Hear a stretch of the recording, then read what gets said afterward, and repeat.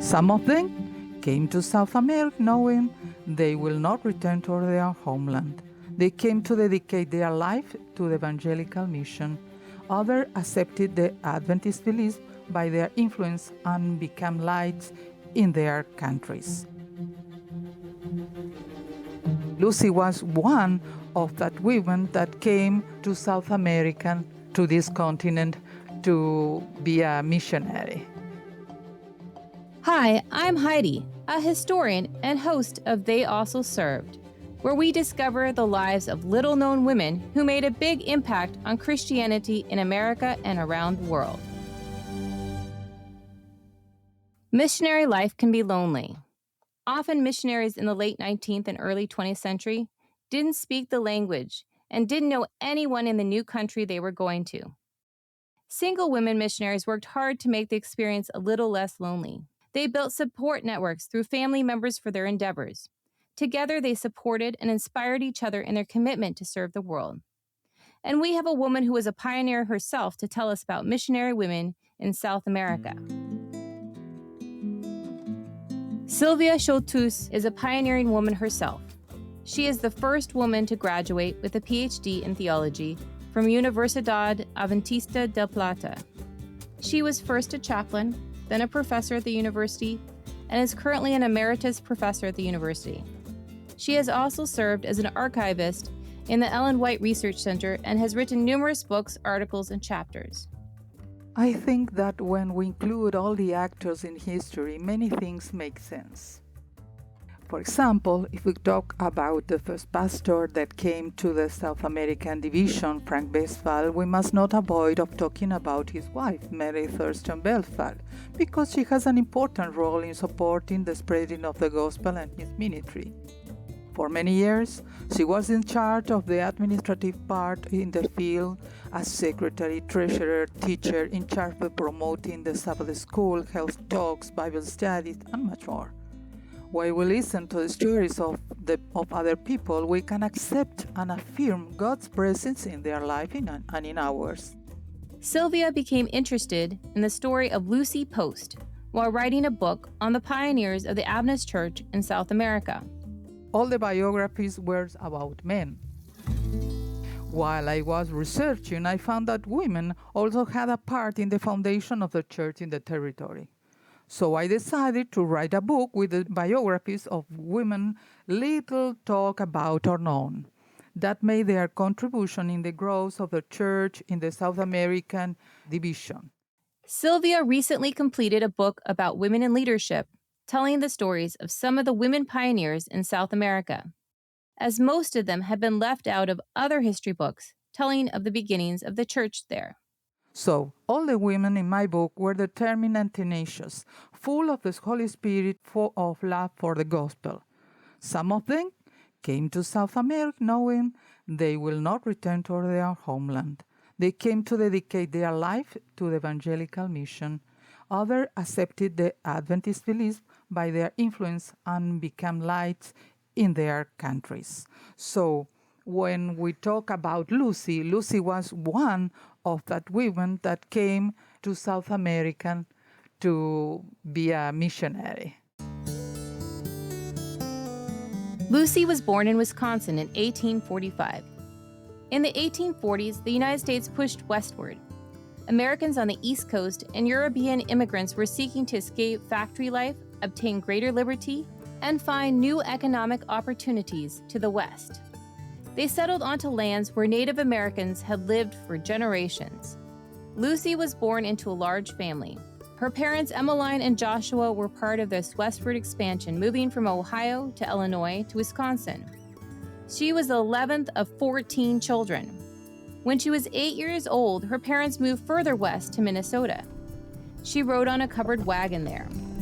Living at the time on the American frontier, she had little opportunity for education. She did learn the Sioux language and crafts from the Sioux. But relationships did not always go smoothly between the settlers and all the tribes, especially as more settlers pushed into their land. In 1862, a war broke out between the starving Dakota people who were owed payments for land by the U.S. government. At the time, the United States was preoccupied with the U.S. Civil War and was struggling financially. Paying the Dakota the money they owed was not a high priority, and the starving Dakota warriors began attacking scattered frontier settlements. Many settlers died in the raids by the Dakota warriors. Others, like Lucy and her family, fled the raids and survived. Ultimately, many more Dakota people died from the war and its aftermath, and the Dakotas were displaced from the Minnesota Territory. Despite the turmoil, Lucy became a teacher. Lucy taught for several years in public schools. For a number of years, she took care of children of an invalid sister and of other members of her family.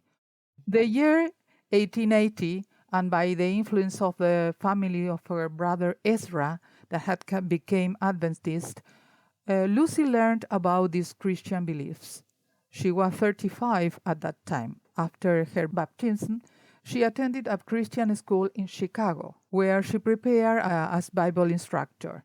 She participated in several evangelistic campaigns in Minnesota, Dakota, Ohio. Because of her leadership, she was chosen delegate to the General Conference sessions that took place in Battle Creek on March 5, 1901. So you can see she was really preparing by the grace of God as a missionary. Lucy became the first woman to volunteer her service to go to South America. Her decision was inspired by the need of the missionary field at that time, when the missionaries that came from South America gave their reports of the situation. Lucy was appointed a delegate at the official world meeting of the Seventh-day Adventist Church, called the General Conference in 1895. At the meeting, Ellen White told Lucy, alluding to her name, "Post is a good, strong name, my sister. May you ever be a pillar in the house of the Lord." Lucy's previous experiences in the North American frontier prepared her for the harsh life in the mission field. Lucy became the first missionary resident in Uruguay by vote of the Tract Society of the General Conference, and she was granted a missionary license. Although she was almost 50 years old, Lucy did not hesitate to accept the challenge. Lucy sailed from New York in June 1895. She was not alone on these trips to Argentina. Colporteurs Elvin Snyder and his wife Estelle accompanied her. They arrived in July, midwinter. Lucy was not the first post to go to South America.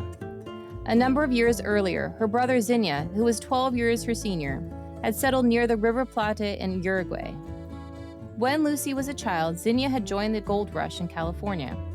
In the 1850s and 1860s, Argentinian officials, hoping to replicate the agricultural success the U.S. was experiencing, recruited Californians to come and settle in an area around Santa Fe. Zinnia was one of the Californians recruited. Although the California settlers found great success in producing crops, they also were periodically raided and found the government not as generous as they promised.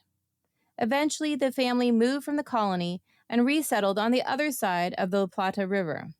Shortly after arriving in Uruguay, Lucy was able to visit her brother and met her nieces and nephews for the first time. Her brother and his family were not Adventists, so Lucy eagerly shared her faith with them. Lucy's niece, Lucia, became her translator, and with her niece's help, Lucy was soon giving Bible studies to neighbors. Lucy felt joy when she saw the growing interest in the faces of those who attended the meeting or were visited by her. 5 weeks later of her arrival, by August 31 in 1895, the group interest in Adventist beliefs had grown to 12 members, and Lucy organized the first Adventist congregation in that country, in Uruguay. When the Sabbath school grew to 20 members, the local priest got angry and told his congregation, "Anyone who listens to that little woman's teaching is a fool." The church was growing so rapidly that Lucy knew she needed extra help. Jean Villemier, a newly arrived Swiss evangelist, arrived to assist. He preached in French and German and through a translator in Spanish to the people of Uruguay. He then informed that a group of people had accepted with joy the Adventist beliefs in Uruguay.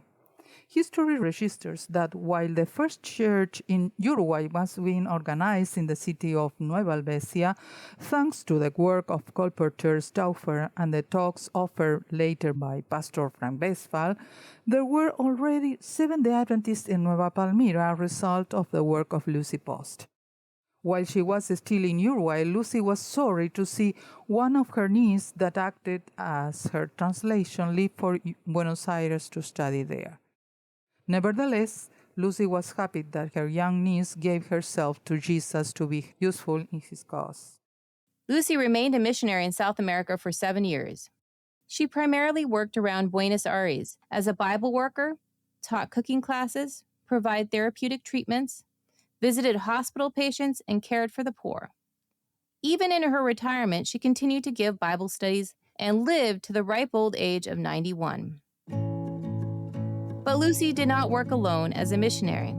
She found a co-worker in her niece. Luisa Post really was dedicated to the Lord since she heard the news. Her mother and her aunt. She once said in 1919, "The prayer of my devout mother rescued me from putting my interest in worldly things and led me to accept Christ." In that moment, she was talking to the young ladies of River Plate College in Entre Rios.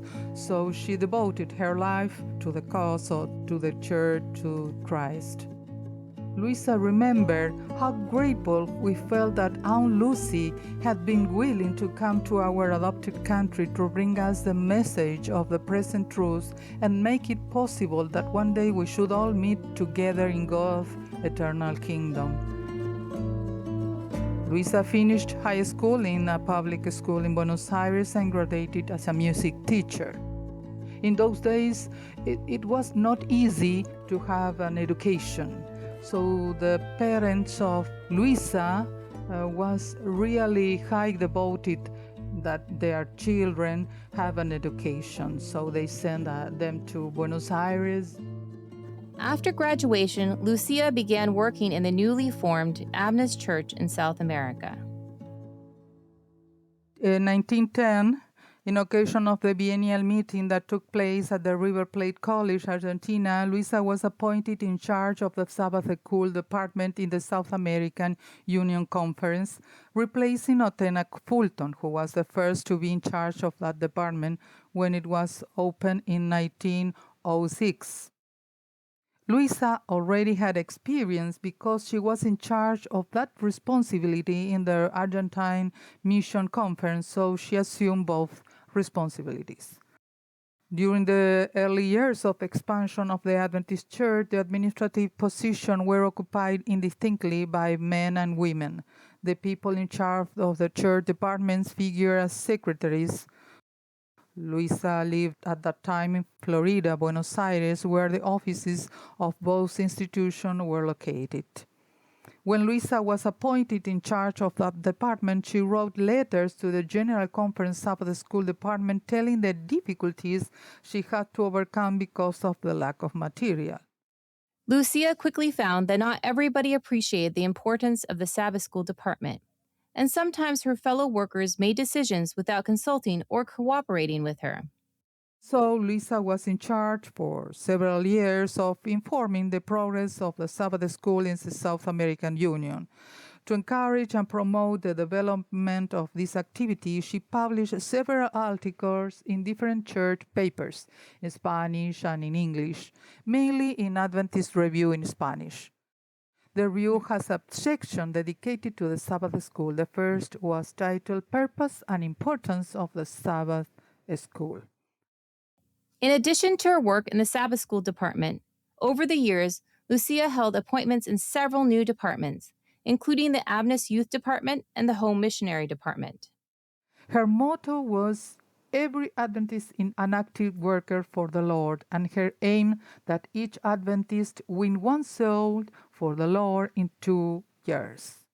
She had really an important part to play for establishing the Sabbath school, as we know today, and of course the youth department and other departments she guided. Lucia was a prolific writer and later added teaching to her resume. But Lucia's life path took a different turn than her Aunt Lucy's. Well, while she was in Buenos Aires, she married William Everest in 1904. William did not adhere to the Adventist belief yet, but Luisa saw in him a sincere man and acceptable to the gospel. 6 years later, William accepted the Adventist belief and was baptized. Shortly after his baptism, William was invited to work as an administrator in the Adventist mission. He collaborated in the institutions of the Australian Union Conference and the South American Division. In 1915, her husband William was asked to be the treasurer of two of our institutions in Entre Rios, far from Buenos Aires. She became the music teacher in the college there. She enjoyed reading inspired stories about youth work, and she managed to organize groups of students to teach them how to do missionary work, spread the gospel in different ways. The people that want to be really Christian, consecrated to God. We see that in their life. They were not exceptional women. They were only Christians that wants the advancement of the mission of God in this earth. I really want to record that because in some way they are inspiration for other people. They suffer a lot of things to do that. Luisa, for example, developed different abilities and received gifts from God to be a dedicated and capable educator, writer, and administrator. She not only communicated through her example, but also with her readings. She was always with a willing spirit to work for the Lord and spread the gospel she loved so much. Her life of dedication to God's service was an inspiration to many, and even today her legacy remains with us, because near the end of her life, Luisa was favored with a substantial inheritance. She gave those funds in full to the projected nursing home in the vicinity of Buenos Aires. She really consecrated all of her life to God. For Kayla Goodman, the story of the pioneer women missionaries to South America is even more personal. So I am a descendant from the Westphal clan, even though the Westphal name was lost with my grandmother when she married. Kayla is currently studying for a master's in divinity degree at Andrews University. Growing up, I was lucky enough to have my great-grandfather alive for the first 8-9 years of my life. So I remember going to Texas, and I remember just going and sitting with my great-grandpa and asking him to tell me stories. My favorite types of stories were the ones about living in Argentina with his parents and siblings and getting to be missionaries out there. And for me, I loved hearing those things, but I also realized, wait, they have a lot of these stories about their grandmas and great-grandmas that haven't been written down and haven't been told. And I think that it's a beautiful way to commemorate my family history, as well as contributing some to Adventist history, of sharing the stories of these people, these women who have helped start these churches, start these schools, particularly in South America, to help the growth of Christianity, and to share their stories, because what they did wasn't in vain, and it doesn't deserve to be forgotten as history goes on. Mary and Jennie Westphal were two of the first women of the family to travel to South America.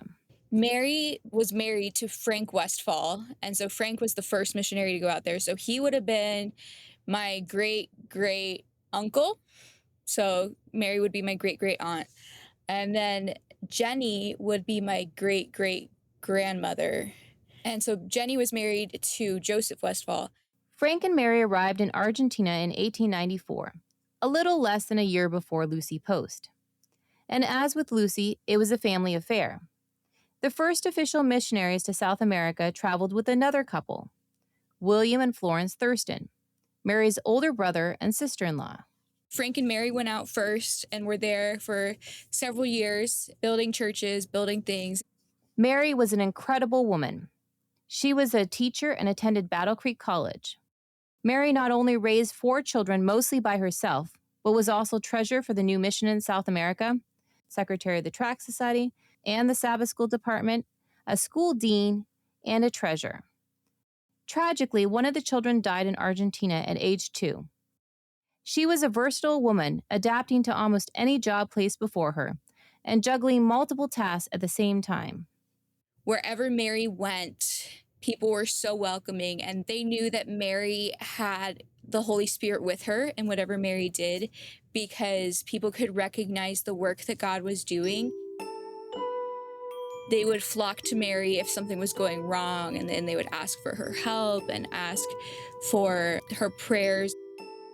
And so I think that it's really cool to see the strength that Mary had, because unlike Jennie was basically planted at the university, and Mary still traveled around with Frank a lot of places, and then sometimes would be in whatever city they were church planting while Frank went around and was ministering, and sometimes alone and scared, yet she was always really faithful and really strong in her faith and knowing that God would protect her no matter what. Frank and Mary had yet another relative. Frank's brother, Joseph, and his wife, Jennie, joined them in 1901. And then when Jennie and Joseph came over, that's when they really established the school down there, River Platte University. Jennie, Mary's sister-in-law, also found missionary work challenging yet fulfilling. I love Jennie's story because Jennie actually took a huge leap. So Joseph had been married prior to Jennie, and they had 2 kids together. And Joseph's first wife passed away.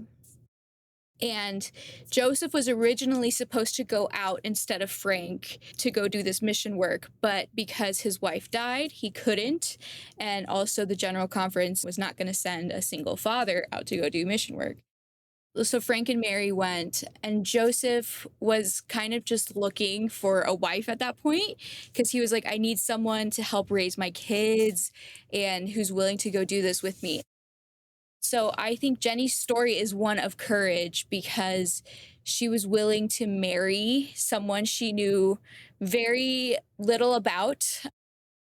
Their engagement was a very short engagement, and basically as soon as they got married, they left on their voyage to South America. And so Jennie, who's only, I think, like 14 years older than Joseph's oldest child, but she chooses to marry him, take on 2 additional kids that were not her own, and then give birth and raise an additional 5 kids overseas and start a school and do all of this stuff to further the church work. She knew that she had a heart for service and wanted to serve the Lord, and this was the way that she could get through it and do it. Like so many Adventists and Americans and Europeans in the 19th century, Jennie had tuberculosis. Even before they went to Argentina, she was very sick. She was so sick that her doctor told her not to travel with her husband to Battle Creek, Michigan, where he had meetings, and it ended up getting asked to go to South America. For the 29 years she was in South America, she was ill. But her children recalled that her home was a happy place, and she was actively involved in her children's lives. She embraced the culture and language of Argentina, wearing a headscarf to look like the other women. Students from River Plata and young people working at the nearby sanitarium would frequently gather at their home on the weekends. Jennie was actually a very frail woman. When I think about the stories of Grandma Jennie, I think of this strong, independent go-getter, and she was in a lot of ways, but physically her body was frail. So she had tuberculosis and was very sick most of her life. Granted, I don't know how a sick person could still manage to give birth to so many children and raise a family and run a household and run a university, because that is unfathomable to me. But she was also so willing to love and serve people.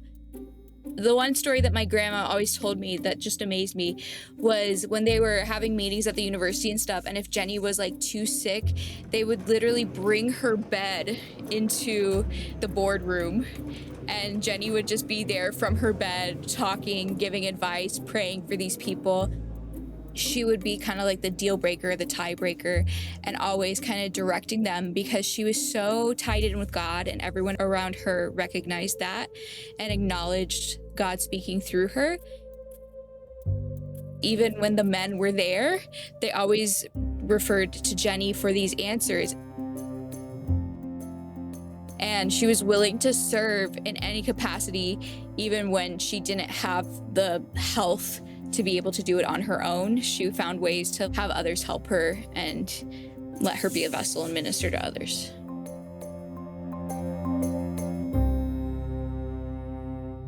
Jennie's oldest daughter, Olive, followed in her footsteps.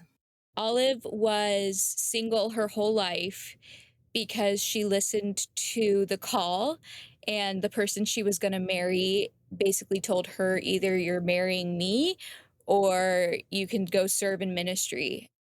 And Olive chose to go serve in ministry because she knew that that's what God was calling her to do, even if that meant not pursuing her dream of being a wife, of being a mother. For me personally, I have been surrounded by the culture of you have to settle down, you have to get married. And although those things are great, and I'm sure if that's going to happen for me, it will be great when that time comes. But seeing women as people who are okay to be single, if that means that they're following what God has called them to do. And looking at Olive's life, seeing the spiritual children that she has raised, people in their 70s and 80s now saying how much Olive was a mom to them, regardless of her being their actual mother or not. Seeing people who are bold enough to step into the call that God has given them has very much encouraged me to not only follow that call, but be bold in the call and to be unapologetically who God created me to be as well. Olive Roberta Westphal was the daughter of Joseph William Westphal and his second wife, Jennie. Olive was born in Argentina, where her parents were missionaries. Her father essentially was the administrator trying to organize the new church in South America, while her mother raised her children and stepchildren and kept the local church going.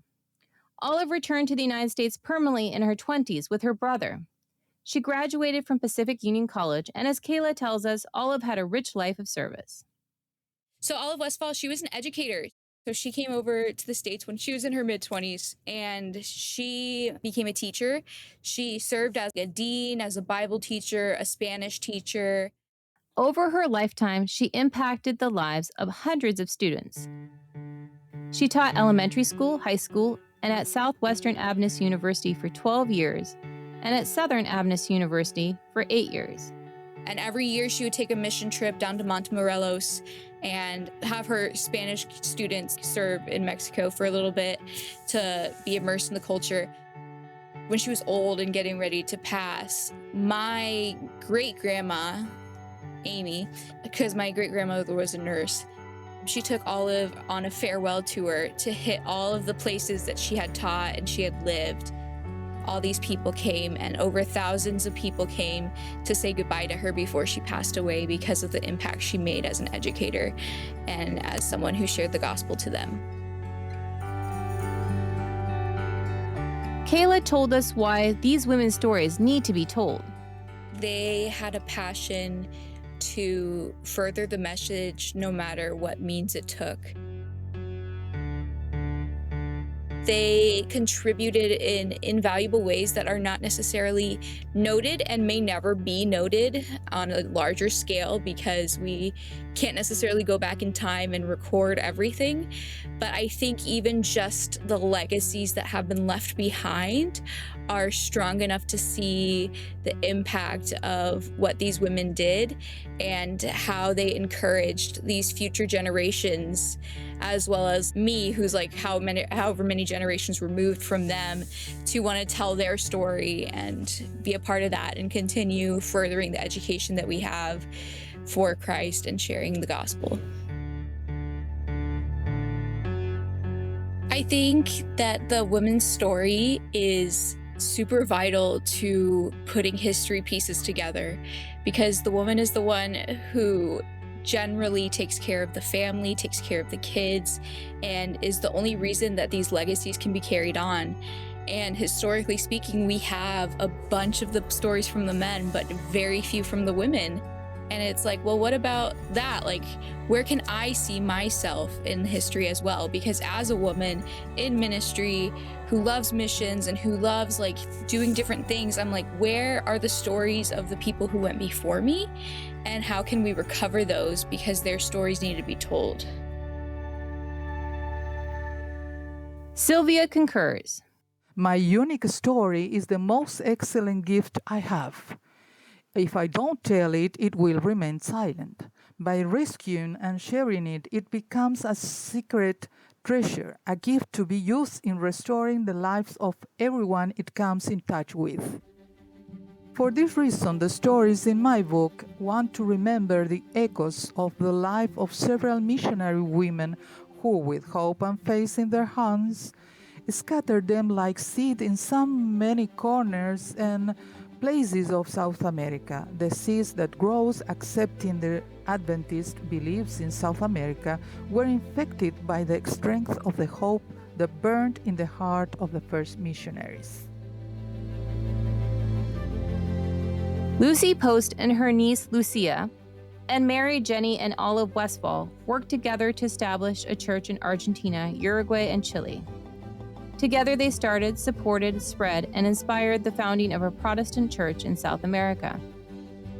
Age, illness, loneliness, and new languages and cultures did not discourage them from their endeavor. But they also had each other to help them in their task, and their partnership continues to inspire women to serve God.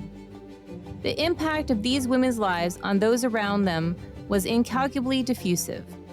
Join me in 2 weeks as we explore the life of another determined woman.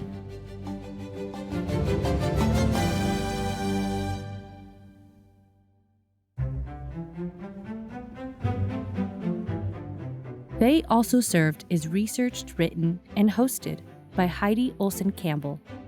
Thank you to our guests on today's episode, Silvia Sholtus and Kayla Goodman. This episode was produced by Heidi Olson Campbell and Heather Moore. They Also Served is edited by Nina Vallado. Cover art and social media is by Chelsea Ernina. Stephen Husett is our equipment extraordinaire, and this show was executive produced by Adam Fenner.